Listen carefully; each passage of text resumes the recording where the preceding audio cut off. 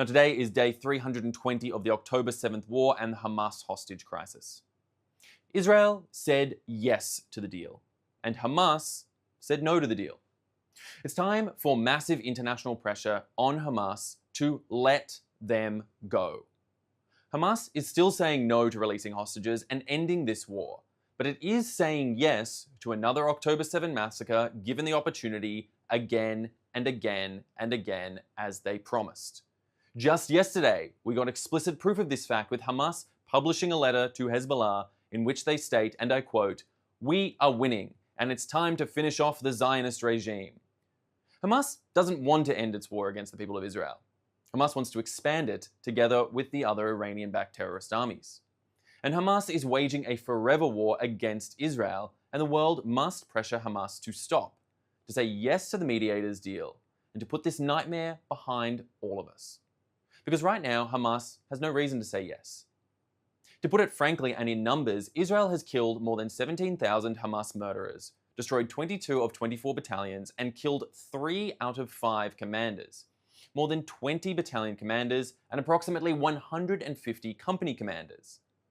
Hamas leader Ismail Haniyeh was killed, and Israel killed Hamas's military head, Mohammed Deif. Hamas cannot send a barrage of rockets, thousands of deadly rockets, so we should specify, into Israel. And Hamas cannot make new rockets in facilities inside the Gaza Strip. Hamas cannot smuggle weapons into the Strip from Egypt, and Hamas can no longer invade Israel.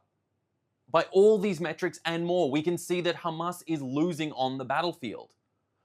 But that doesn't change the reality on the ground because it wants to drag out the war. Because it thinks the global pressure will eventually force Israel to leave it in power. And that is why it plays these desperation moves and these desperation games, because it thinks that backed into a corner, it is in power.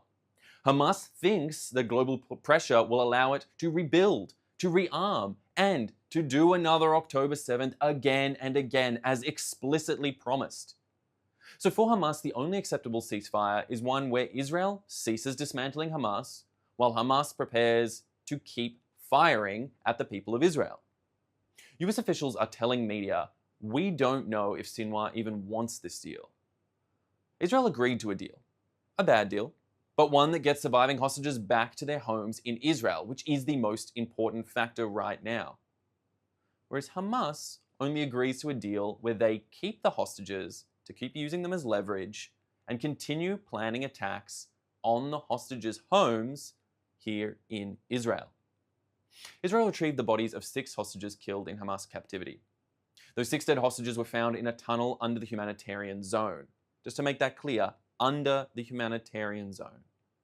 Israel creates these humanitarian zones, and then Hamas uses them for very inhumane acts. Hamas uses anywhere Israel isn't located in order to fire rockets, to launch attacks, and most importantly, to imprison innocent hostages. The reason that Israel makes these safe zones is to try and protect Gazan civilians from their own leaders, Hamas. But Hamas makes unsafe zones by intentionally firing from inside the designated safe zones because it serves Hamas's interests to have Gazans die. Israel designated humanitarian zones where civilians could move out of Hamas strongholds in order to be in safety, but it never designated a safe zone for Hamas to abuse hostages or fire on Israel with impunity. Israel wants peace. Israel wants a ceasefire, and Israel wants a resolution to this war.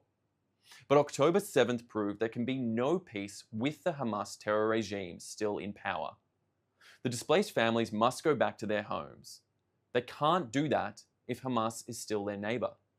And that's why we circle back around to the most important part of this, that we need the 3 Ds. We need to destroy Hamas, we need to demilitarize Gaza, and we need to de-radicalize the Palestinian society after 17 years of radicalization and incitement at the hands of Hamas. Now, in the meantime, the world must tell Hamas and its backers in Qatar, Turkey, and Iran that the time is up, and you must let them go now.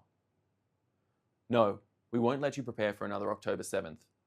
And if you don't let them go, we stand with Israel as it fights to free the hostages. Now, elsewhere, Hezbollah is continuing to target civilians. Iran's proxy army in Lebanon fired 50 rockets into Israel just today so far. More may still be coming. These rockets were fired straight at the town of Katzrin in the Golan Heights.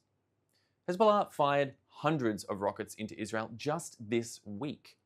And Hezbollah today destroyed a house in a city and hospitalized a man in his own home, while importantly, there was no military targets nearby. Now, Hezbollah said just a few weeks ago that they were targeting civilians in Israel. And Hezbollah continues to commit war crimes, again, with impunity, without accountability on the international stage. Now, Hezbollah started the war in the north on October 8th, just one day after the October 7th massacre, in solidarity with their brethren in Hamas.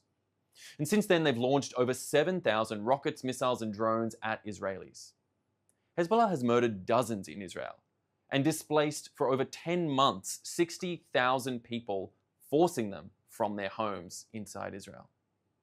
Hezbollah must back off, or Israel will have to push it away. Now, today is also the International Day of Remembrance and Tribute to the Victims of Terrorism. The UN is hosting an exhibit highlighting some of the world's worst terror attacks, such as 9/11 and jihadi attacks in East Africa and East Asia. And the UN exhibit somehow completely ignores the October 7th massacre. No mention at all of the deadliest day for the Jewish people since the Nazi Holocaust, and one of the deadliest terror attacks ever, with around 1,200 people killed. The UN actually ignores any terror attack carried out against people in Israel. Palestinian terrorist groups are literal pioneers of terrorism. Let's not forget the airplane hijackings, the hostage-taking, and suicide bombers on buses and in pizzerias. This is the pioneering action of the Palestinian terrorists and their ilk for decades, since the foundation of the State of Israel, in fact, even before that time. Likewise, for UN women, concerned with gender equality and women's empowerment, women tend to be a bit less seen. In fact, even I'd go so far as to say unseen when those women come from Israel. There have been multiple reports, including from UN officials, of Hamas weaponizing rape on October 7th and afterwards. Documented reports that the Hamas themselves documented in their own atrocious and heinous footage. But in the last 9 months, UN women posted only twice about women in Israel, while at the same time period, UN women discussed Gazan women around 69 times. So the next time you hear the UN say anything, remember how they erase innocent victims when those victims come from Israel. All right, well, now it's time to take your questions from the audience watching live on social media, so please continue submitting questions. We're ready to receive them. We're seeing lots of questions come in about the potential hostage deal. Jody is wondering, what will happen to the hostages if Hamas doesn't agree to the deal? And we're also wondering if you can clarify, has Hamas's rejection ended the discussion, or are there still mediations going on? Well, Jody, thanks so much for your question. And the question of what will happen to the hostages should a deal not be achieved, well, they will continue most certainly to be used by Hamas as leverage, as tools in their sick game in order to perpetuate the war, in order to perpetuate their own sick power plays, in order to retain some sense of power. Because that's exactly what these human beings are to Hamas. They are not truly human beings. They are simply tools and weapons of war leveraged to be utilized against Israel and against Israeli people to show that they retain some semblance of power, despite the fact that their battalions have been dismantled, their commanders killed, their weapons factories dismantled, and their capacity to rearm greatly diminished. They continue to hold on to power in whatever way they can, and the hostages are a primary tool for doing that. They hold that over Israel like a swinging sword of Damocles in order to try and prevent any sort of action to truly dismantle this heinous terrorist army, all at the expense of the Israeli hostages and, of course, the people of Gaza, who do not get to live in any true sense of safety while their masters from Hamas rule them with an iron fist and keep those humanitarian zones that Israel designates so unsafe by continuing to operate from inside civilian infrastructure, as they've done so, frankly, for the past 17 years, but most certainly since October 7th. As to what happens in the future and what future ceasefire negotiations remain on the table, it's hard to know exactly what can come from the next stages of ceasefire negotiations, but I will say that Israel and the Israeli people will not give up on getting those hostages home. And they will continue to fight and do whatever they can to try and bring them back. And if that means negotiating with such horrendous, bad faith actors such as Hamas, well, so be it for the time being. Those hostages must be returned home. And as I've stressed, and as we continue to stress here at the Israeli Citizen Spokespersons Office, day in and day out, this is the most important goal: to get Israelis back home, sleeping in their beds safely at night, and the hostages returned home now. Our next question comes from X. What do you make of the disruptions and violence at the DNC in Chicago? And what about Iran's involvement?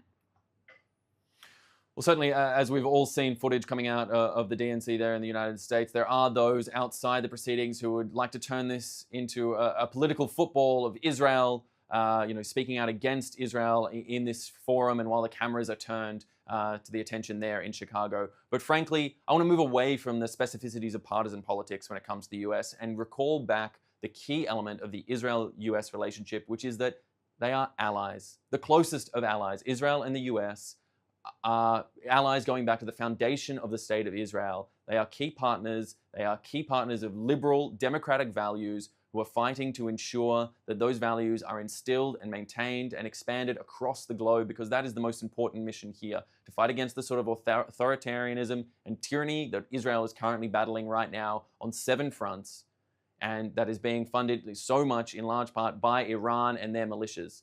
So as we've seen in the past, we had statements from the Director of National Intelligence come out in the past talking about the tentifadas that took place on US campuses and showing how there were elements of those operations that were being supported, backed, and even in some cases funded by Iranian regime interests.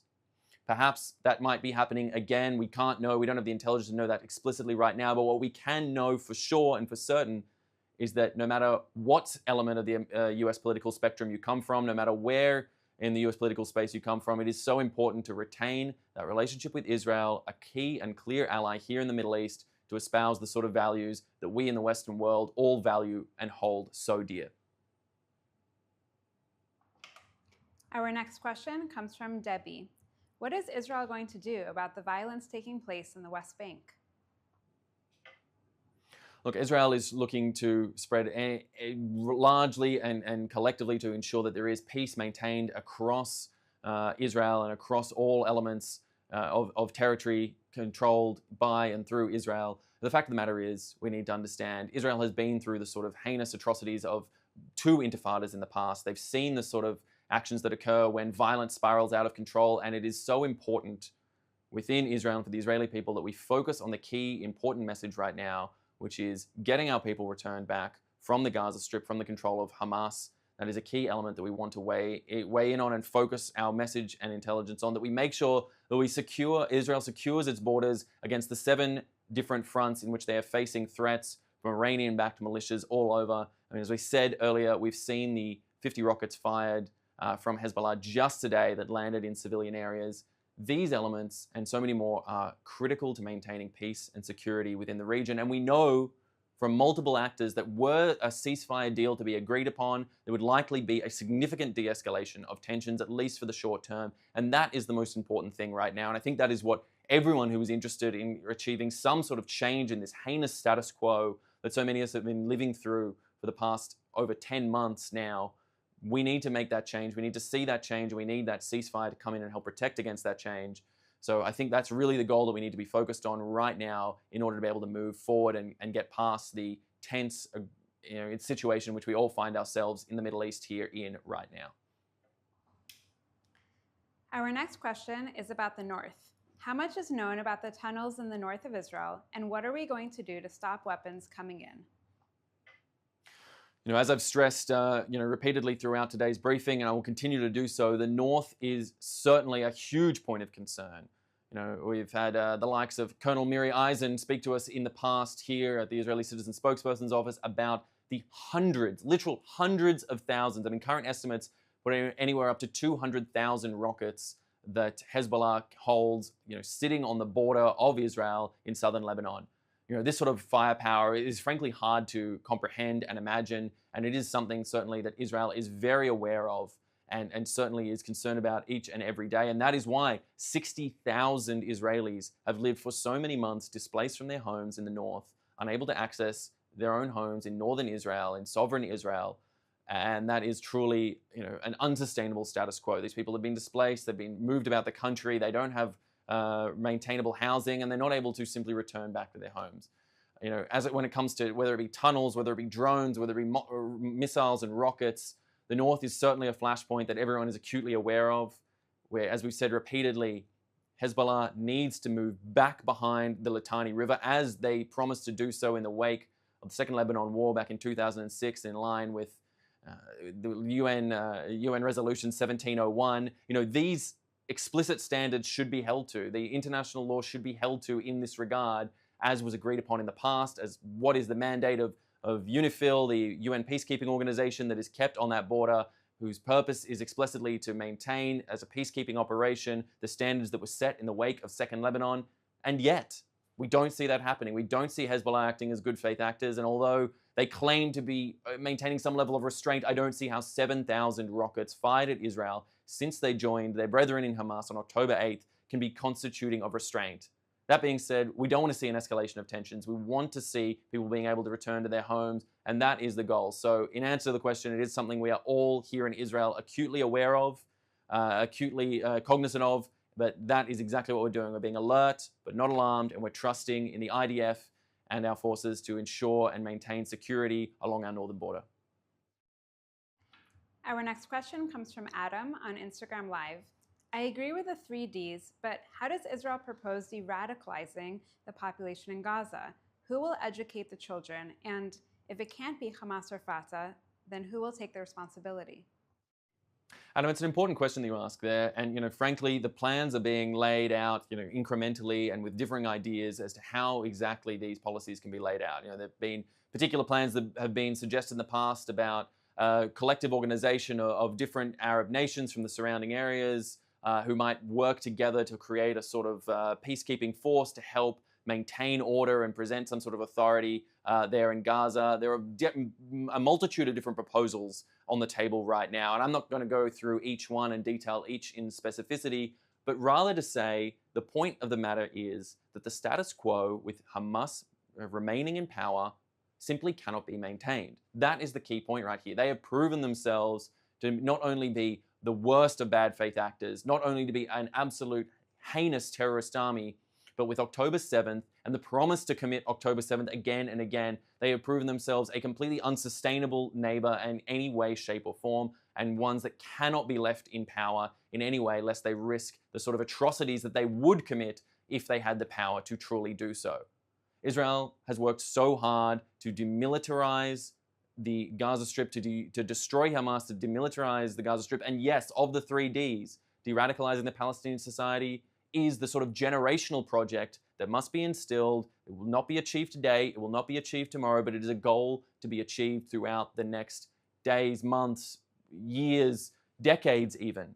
And the point is that we need good faith actors in place that can instill that sort of action. It has happened in various contexts in the past where populations have been able to move forward, move past the sort of radicalized extreme agenda that they've seen in the past and achieve some sort of sense of normalcy and reintegration back into the wider international community. And that is something that we hope for the people of Gaza into the future. But it must start with the destruction of Hamas and the disarming of the Gaza Strip so that we can move forward with that 3rd D, the de-radicalization of the Gazan society and Palestinian society as a whole.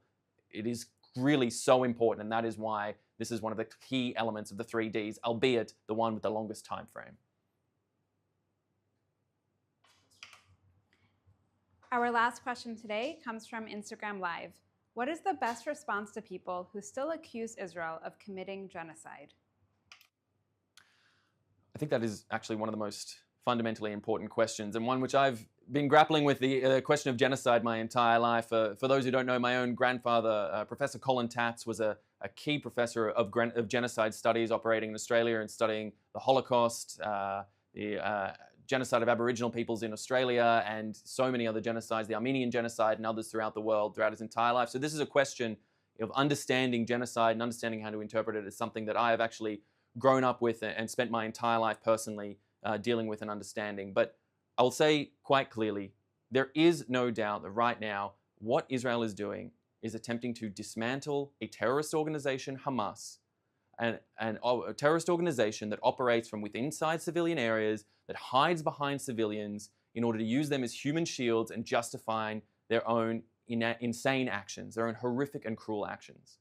And if we look to the actions of Israel, we can see very clearly with the humanitarian aid that continues to fill into the Gaza Strip every single day, the designation of safe zones inside Gaza in an attempt to try and separate civilians from the terrorist masters that attempt to control them, who do not respect those safe zones and make them, as I said earlier, unsafe zones, and the myriad other actions, not to mention the growth and flourishing of the Palestinian population inside Gaza over the last several decades. Just look at demographic charts and you can see those numbers grow out, that this is not a genocide, that accusation is frankly ludicrous, and in fact, I would call it projection. I would call it projection from those Hamas monsters who came in on October 7th looking to wipe out, murder, and kill any Israeli that they could, in an act that only isn't called genocide because they were prevented from the true views and true actions that they would like to take. If left to their own devices, they would have cleansed their way, as they say so clearly, from the river to the sea, across Israel, killing any person that got in their way, no matter who they were, innocent, military, young, old, frail, sick, ill. It wouldn't matter to them. They would slaughter them if given the opportunity. So I call the accusations of genocide pure projection from those who wish to commit genocide on their own, if only they were given the power. And thankfully, the people of Israel, the IDF, and all our allies and supporters around the world prevent that sort of action from happening, because I shudder to think what would happen if Hamas were given their way in the future. And that is why I call the accusation of genocide so utterly and completely ridiculous.